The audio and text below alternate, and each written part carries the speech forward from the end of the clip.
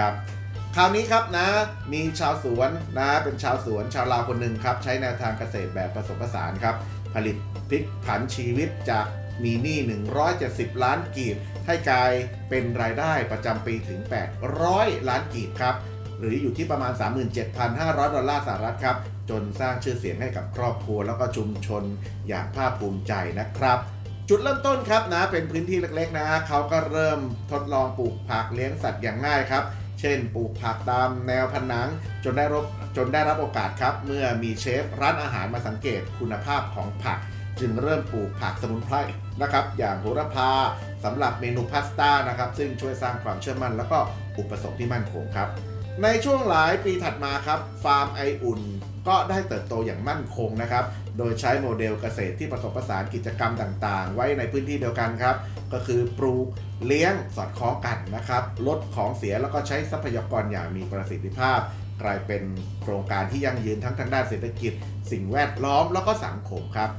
โดยแม้ตัวเขาเองเนี่ยจะมีอายุเพียง30 ปีนะครับโดยเจ้าของรายนี้เขาชื่อคุณท็อปนะซึ่งท็อปเนี่ยก็เป็นเจ้าของฟาร์มนะกลับมองไกลกว่านั้นครับโดยการจัดเวิร์กช็อปแล้วก็จัดกิจกรรมทัศนศึกษาดูงานทางการเกษตรให้เยาวชนเขาได้เรียนรู้ต่ออีกแน่ดีนะ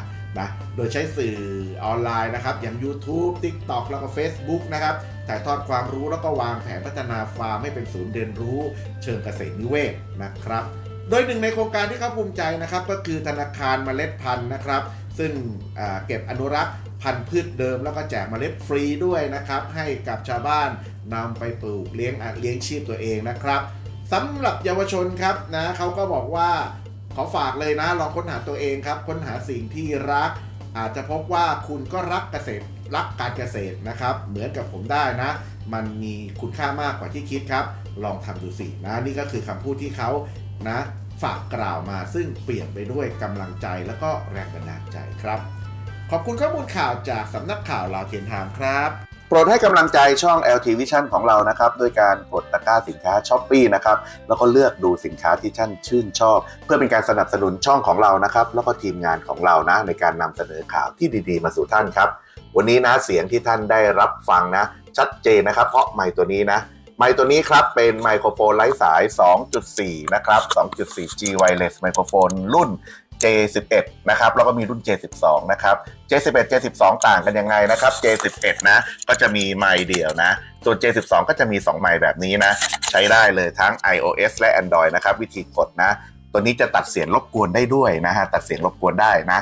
สามารถตัดเสียงรบกวนได้นะ1ระดับ2ระดับ3ระดับนะครับแล้วก็ทำเสียง Echo ได้ด้วยลองฟังดูนะครับฮัลโหล